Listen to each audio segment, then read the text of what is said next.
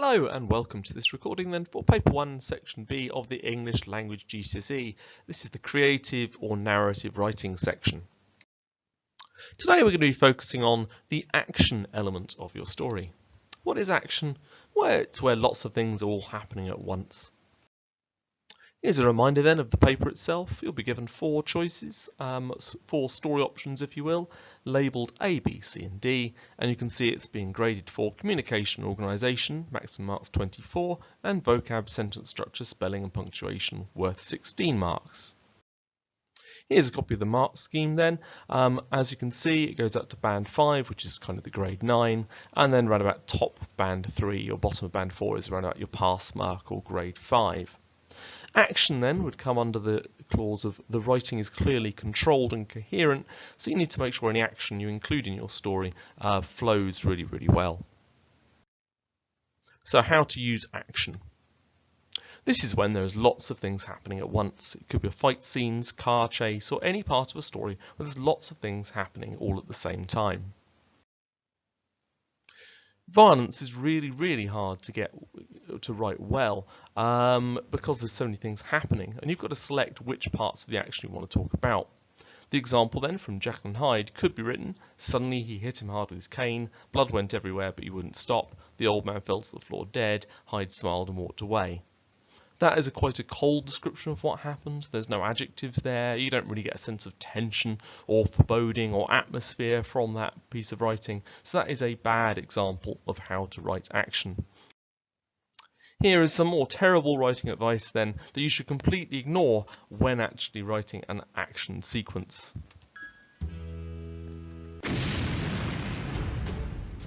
No time for a cleverly written intro. We need an action opening. Context? There's no time to get invested in characters or figure out who the good guys or bad guys are or have any idea what's going on at all. But hey, at least it's better than an info dump. Writing an action scene is really easy because... No time for a well-written segue. Let's charge into the breach of writing action scenes. After the initial burst of action, let things get quiet enough for the main characters to form a plan. Because the best time to make calm objective battle plans is in the middle of an adrenaline rush. It's not like the enemy will bother to take advantage of our hero's distraction while they're holding still and shouting, giving away their position. What cunning battle plan will our heroes come up with? Suppressing fire followed by a flanking maneuver? A slow, careful battle of attrition designed to wear down the enemy's resources? Ha! No, they will exchange a few lines of witty banter before wading into the middle of crossfire and beating up minions. Leaving cover and charging through a hail of bullets is totally possible with plot armor. Don't worry, contrary to popular belief, plot armor does not completely protect the heroes. Plot armor does not protect the shoulder area from bullets, nor does it protect the face from minor scratches too shallow to mar the good looks of the protagonist. Otherwise, our protagonist can survive nearly anything. They can jump from one exploding high-speed moving vehicle to another exploding high-speed moving vehicle without even a sprained ankle. Take that, Newton, and your stupid inertia. And explosions are easy to dramatically walk away from. Speculative fiction writers have it easy since they can just magic or tech their way out of their protagonist's story-stopping injuries. Because otherwise, our action story becomes a touching tale of physical therapy and slow recovery after numerous surgeries. We can't have our main characters get beat up because that gets in the way of the power fantasy. Pure power fantasy is the best way to approach action scenes. Our heroes should bulldoze all competition with minimal effort along with that pesky narrative tension, especially if they have superpowers.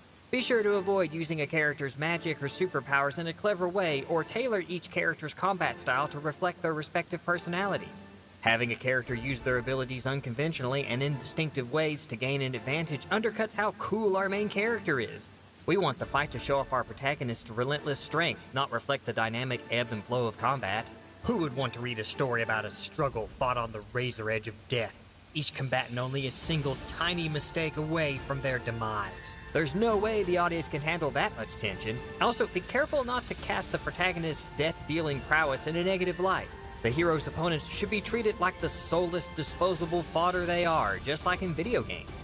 Also, just like in video games, neither side should consider withdrawing from the fight after losing the advantage, nor should anyone panic and run away. Just keep pointlessly shooting at the superhero or monster. I'm sure it will work eventually.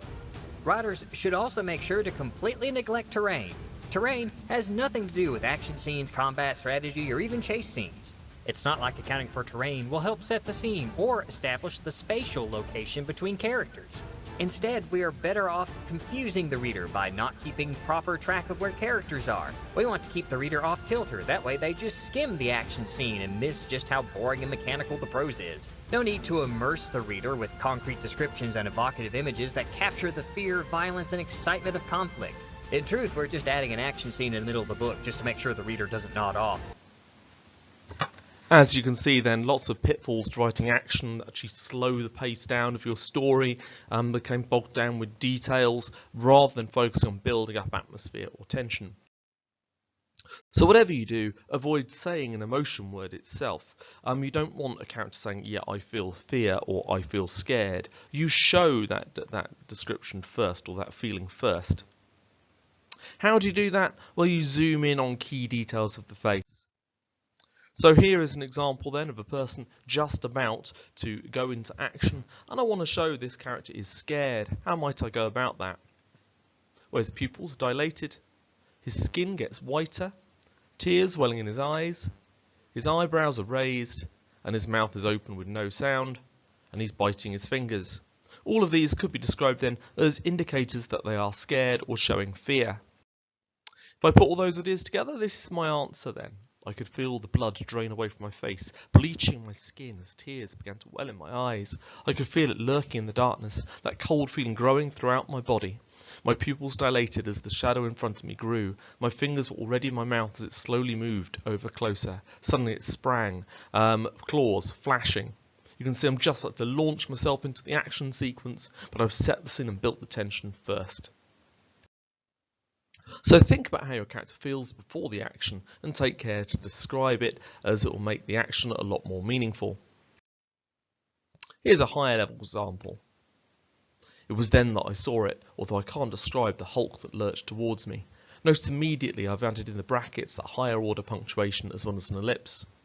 I felt the long, stagnant cobwebs of fear begin to cling to my blood vessels. The thin, spindly legs of a long-dead emotion slowly wound their way up my spine and sculled towards my brain. I can't move, I can't breathe, I freeze, transfixed. You can see the tension's a lot more severe here. I've thought a lot more about my word choices and thought about exactly how those ideas are going to connect together, creating this scary/sinister atmosphere. Here is then how Jekyll and Hyde actually did it. This is how Robert Louis Stevenson actually wrote his action sequence. You can see in red all the parts that link to this horrible, cruel act that Hyde does against Sir Danvers. You can see there's an awful lot of links to how this character feels, his hand a heavy cane, trifling, ill-contained impatience, all of a sudden. And then we have this description of the anger throughout the action sequence. Great flame of anger, stamping, brandishing, madman, Hyde broke out of all bounds, clubbed him to the earth. It actually doesn't describe much what's actually happening, but more the viciousness of the assault. It's really good to try and do the same thing in your own work throughout your action sequences. If I break this down then into its key components, you can see the quotes on the left hand side, each of those linking to this idea of violence and action. You would then explain how it shows excessive force in the middle. Now that would be more like a reading paper, not a writing one. And then you can see I've asked for an example from each one. So the first quote shows a sudden emotional state. How could you show sudden anger in your character? What could happen to them physically? The next one shows an unexpected violent movement. Stevenson uses the phrase broke out. What other words could be used to express that sudden movement of your creature, or indeed your killer, or just one of your characters who's done something unexpected? Then we have a description of part of the violence, hailing storm blows. You get the sense from the word hailing there, how many blows Hyde is hammering down on Danvers. And then you've got the idea of the weapon being used, description of the weapon at the bottom there. So all of these would allow you to really build up your action sequence while still using descriptive writing. It gives a sense of how the character feels, not just what they do. Okay, each school gets feedback from the exam board each time a student does the test. This is our feedback from last year. For question A, or story type A, story type B, story type C, and story type D. Please pause the screen, take a look at those. It kind of points out some of the errors you might make in your own work. And then overall, they were looking for the technical accuracy of the work. So make sure that you're spelling things right and you're really thinking about how you might actually develop your action, and make sure the sentences end with full stops, begin with capital letters, and use commas in the right places.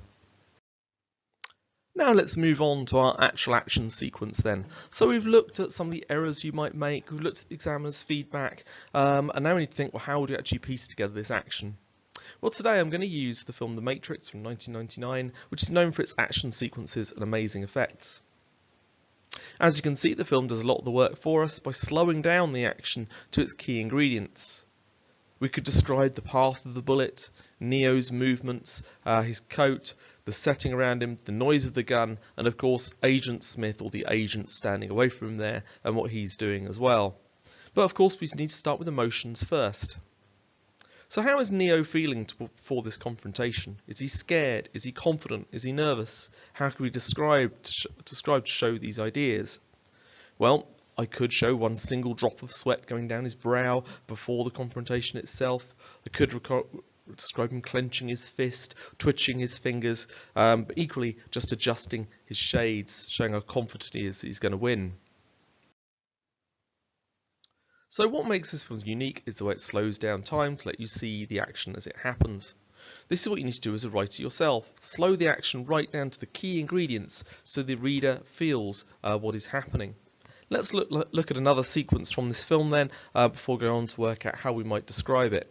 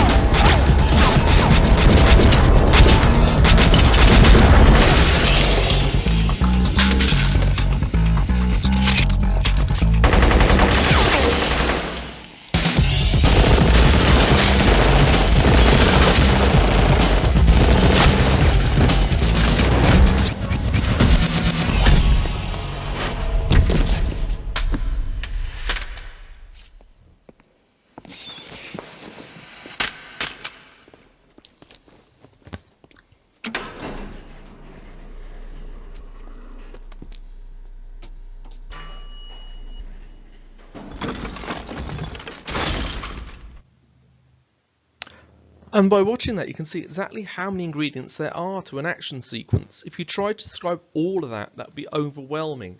You get a sense of adrenaline rush, sure, as you watch it, but think of all the sounds that might be going on, all the bullets are firing all over the place. So we need to break that down a lot more. If you just tried to write about that entire sequence, it's too much to actually write, which is why you need to be really careful which parts of the action you actually want to describe. So first off, we have Neo there and Trinity walking into the building. I want to describe their emotions before they start, so we get a sense of what is happening and how they're feeling just before the gunfight actually begins. In this case, I might want to focus on their footsteps, cracking on the concrete under their feet, their calmness. They might glance at each other and slightly smile, and obviously I could have him holding the gun and grasping it securely in his hand. Notice I wouldn't want to ruin it by using dialogue, no quick one-liners, no sort of glib jokes. I'd want to convey the essence of calm determination. Now we're going to watch just a very small part of this action and think about what sights, sounds and smells there might be. How might you describe this?